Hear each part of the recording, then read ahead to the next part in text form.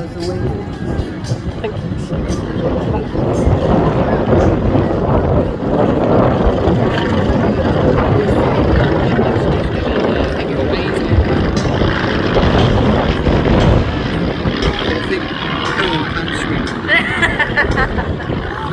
No, I am a bit of an adrenaline junkie. Oh no, I really am. That's cool.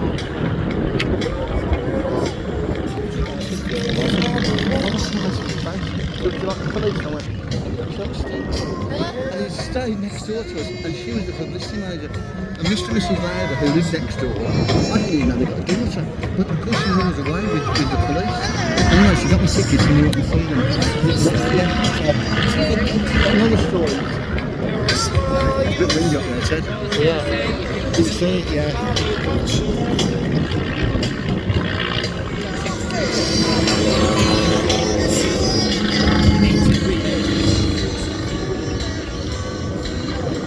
Somewhat.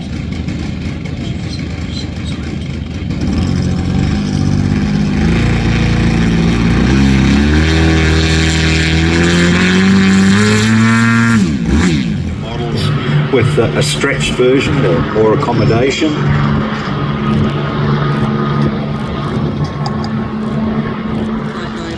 Give them the wave, please. Everybody, your hands in the air.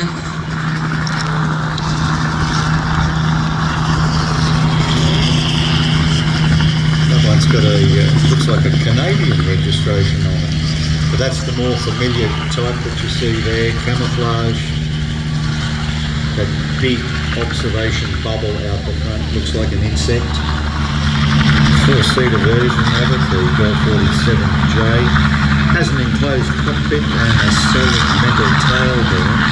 Now, that one over there on the right-hand side looks like the later models, but it seems to me that it's been modified and it's still a two-seater, two or three-seater rather than a four-seater for four passengers.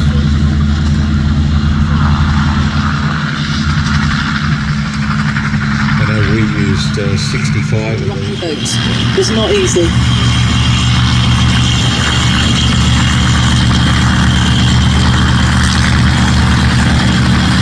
Sometimes referred to as pinwings. Well, I hope everyone stays over to take lots of wonderful photographs. The lovely thing about Radley is you don't need to be down at the front to get a great view, but because it's like an amphitheatre going up the hill. But do please share your photographs with us on Instagram, tagging in Midlands Air Festival if you can.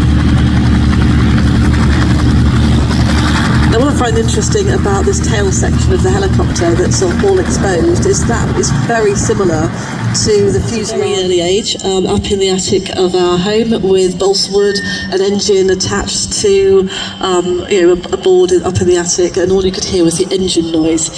And now look at these models that we're flying today are the next generation of that. So they really are quite specialised. We didn't have anything like this when I was a kid. It was a control line where you managed to fire the thing up if you didn't cut the finger off on the prop. And then you had this line. Get it back. But that took quite a while, and I went through a lot of balsa work, never achieved that. But this was something that we would never ever think about. It's really cool. When I was at school, we had a very enthusiastic design technology teacher, and during break times and lunch times, they used to set up a pole like that, as you said, in the sports hall, and then anyone who's doing DT would bring along their model and try it out, and then run little competitions. But models like this you can buy in specialist shops, but you can also get them as kits and buy your own. And there's a huge modelling community throughout the UK and Europe with competitions, aerobatic competitions, air racing competitions. And this is a really good way to start entering. Sky Raider is a huge one of our favourites.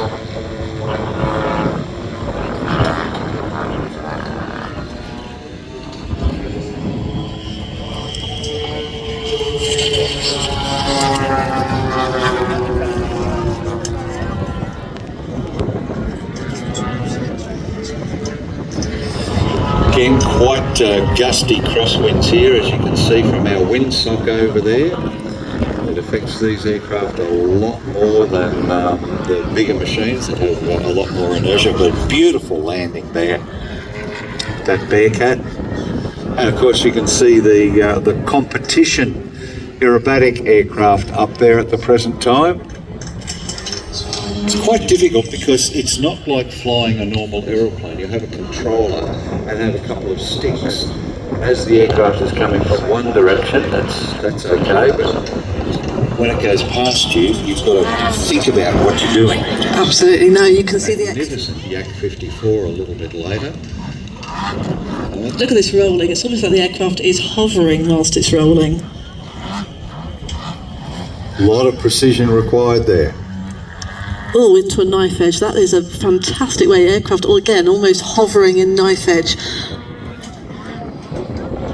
The power to weight ratio on that would be a bit insane. Be interesting to see what the equivalent G factor would be. So we'll talk about G a little bit later on, but where your body is squashed down into itself or pulled out of its seat by the forces of gravity.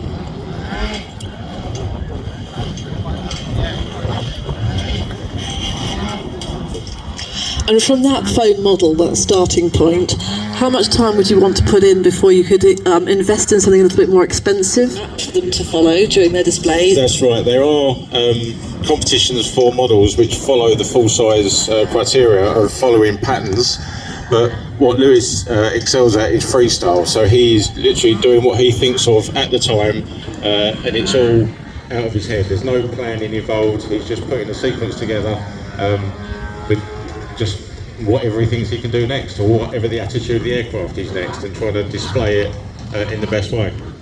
And it's extraordinary, just the fact that the aircraft can almost hover. Yeah, it's amazing. Yeah, the power to weight ratio is what makes it very, very good. There's a lot of carbon fibre in there, which makes it very light. Oh, great. Well, thank you so much for your insight, and the audience, a round of applause, so well done. Thank you so much to the team. Glad you enjoyed it. Ladies and gentlemen, the Red Arrows.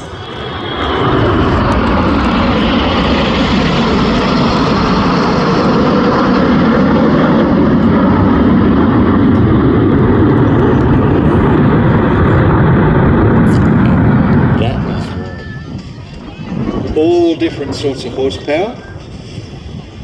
And this is also, ladies and gentlemen, where you can pick your aeroplane and see which one you like the best.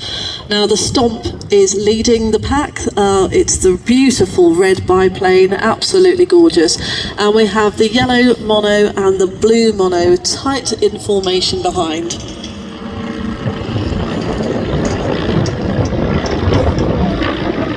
I love those monos. They are incredible. Tiny, tiny little things.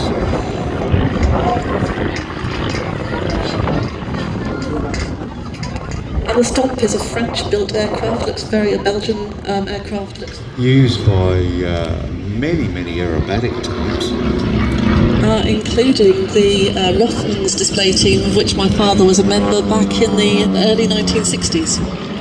Very, very famous.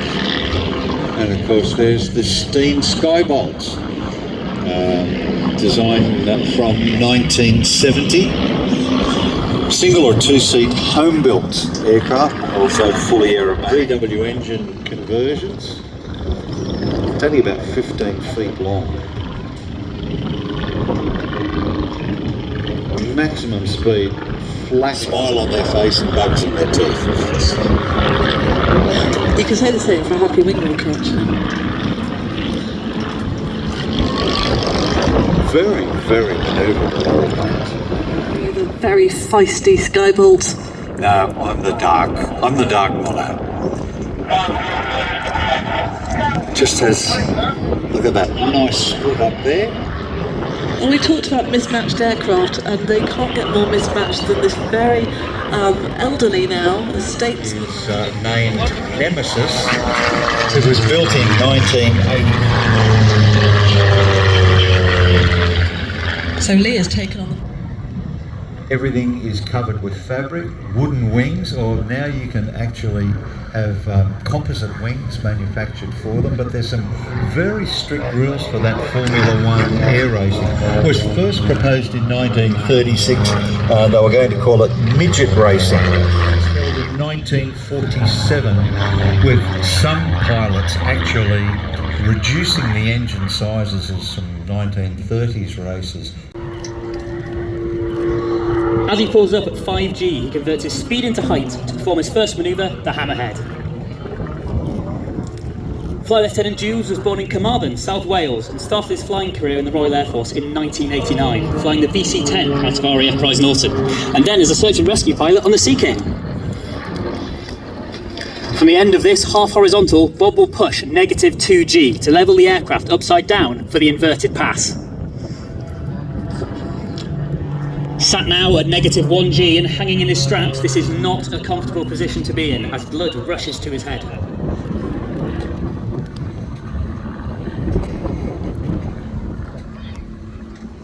Just had a wing over and now we're having a ballistic roll, which Bob can use to gain energy for the next part of the sequence.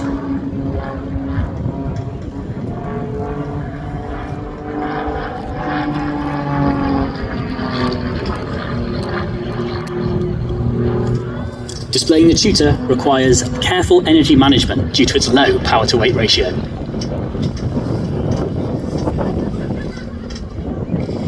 When not displaying, Bob is a qualified flying instructor or QFI on 115 Squadron based at Royal Air Force Wittering. During his varied career, Bob has amassed over 8,000 flying hours on 15 different aircraft types. In this 4-point roll, Bob delicately uses the rudder to support the nose above the horizon while flying at 90 degrees angle of bank. You'll notice that every wing over is slightly different as Bob carefully selects his flight path to cater for differing wind conditions and aircraft energy states. Bob now rolls 90 degrees while pointing straight up before completing a stall turn at 0 airspeed. The two 90-degree turns allow Bob to continue in the same direction. New remotely piloted capabilities with Protector. The high tempo of operations continues today with aircraft and personnel deployed around the world, operating with NATO and our other allies. Visit the RAF website to find out more about our operations and professions, including aircrew, air operations controllers, engineers, medics, cyberspace specialists, and many more. Bob will now enter the final section of the display with an oblique loop and a half Cuban.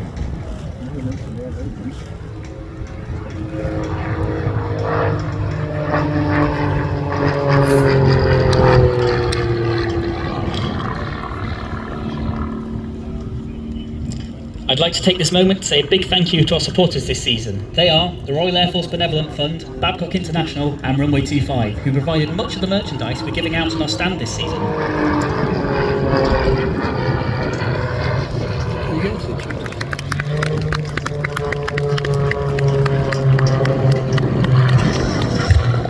And ladies and gentlemen, put your hand. Well, there they are, ladies and gentlemen, boys and girls. Rosie and Colt, that's what you wanted.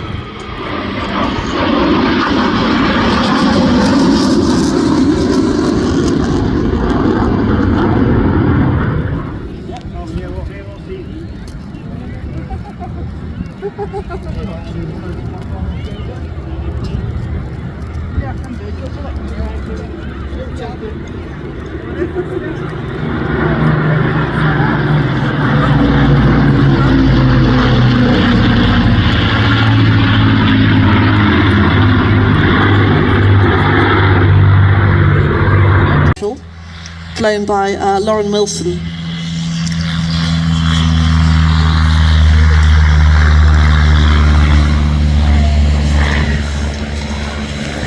Hopping and rolling towards us. Lauren shows how powerful this little aeroplane is. It's got to height incredibly quickly. Pulling up. Beautiful loop with a snap roll off the top of that.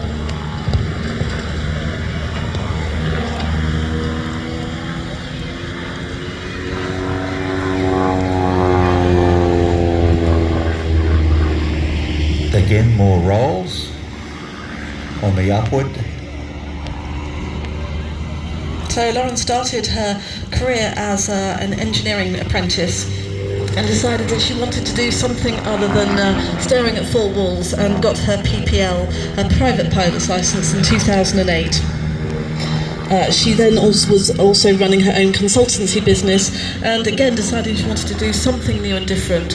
Got her commercial license in 2016.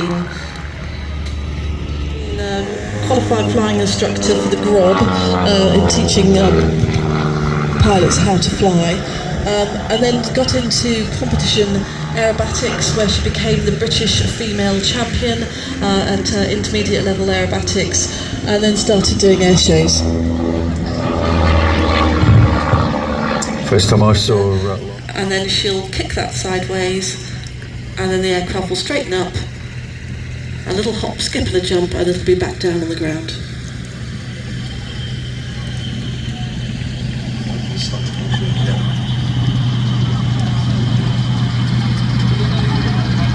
Beautifully done. An incredible backflip.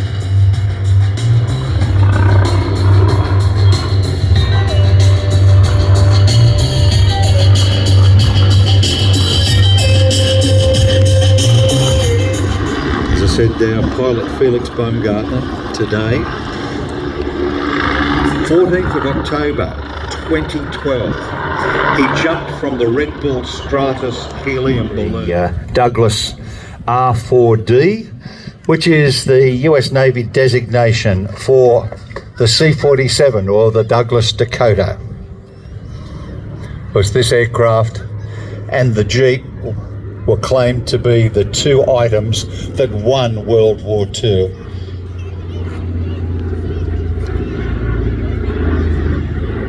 First flight way back in December 1935, which was actually the 32nd anniversary of the first flight by the Wright brothers, fitted with sleeper berths for US transcontinental flights. It was originally known as the DST, the Douglas Sleeper Transport. Two Pratt & Whitney R1830 or 1820 engines, the Wrights. Didn't have much of a maximum speed, but had a payload of some 8,000 pounds and could carry a variety of things from jeeps to light artillery, paratroops, used for glider towing, medical evacuation. It was used for absolutely everything. Built in 1944, this aircraft is named Ready for Duty. Initially assigned to the Naval Air Transport Service, VR3, that particular squadron. It served as a medical and cargo transport throughout World War II, and it later supported classified electronic warfare testing with Squadron VX1, Experimental Squadron 1, before finishing its Navy service with the Navy Air Reserve Training Command in 1959.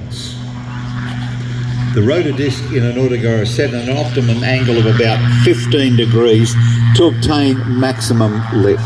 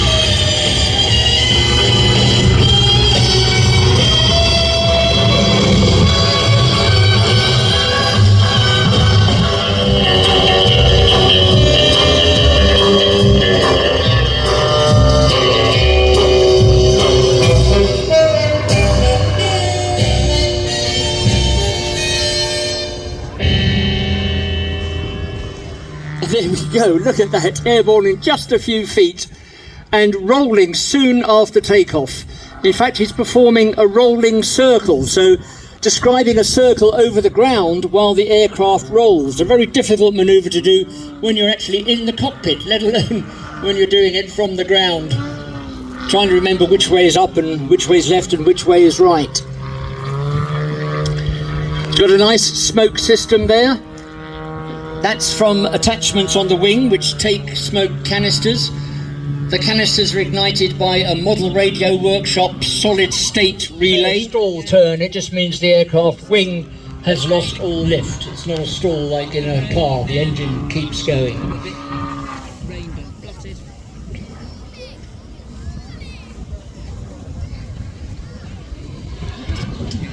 So their striking colour scheme is 2-pack paint, and all the covering is lacquered using clear 2-pack with vinyl lettering stuck onto pro film prior to lacquering. Spitfire. Alone, unarmed and unafraid was the motto adopted by the RAF's photo reconnaissance units during wartime, the speed and operating altitudes of the Spitfires often enabling them to avoid enemy attentions. The first Mark 19s entered service in May 1944, and a total of 225 were built, with production ceasing in the early point of 1946.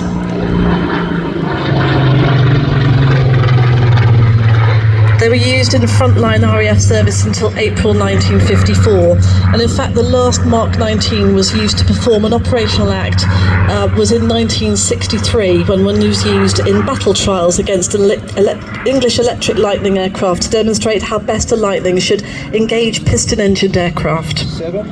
It performed the last RAF Spitfire flight with the temperature and humidity flight, and it was then transferred to the historic aircraft flight. So basically the Spitfire first flew in 1936, went into service in 1938, and through the succession of these Mark 19s, the aircraft being transferred over to the nascent historic aircraft flight, it can really be said that with the Battle of Britain flight, there has not been a time, really since 1938, when a Spitfire was not on charge to the RAF. This is a magnificent... If you'd like to lift a hand and give Jim a wave as he brings the aircraft through one final time for us.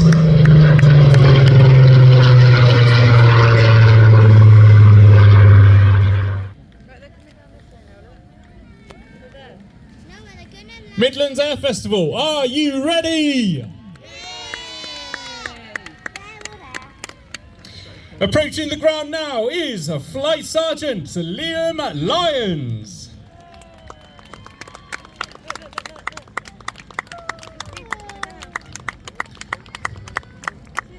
Sergeant Greg Ashleby.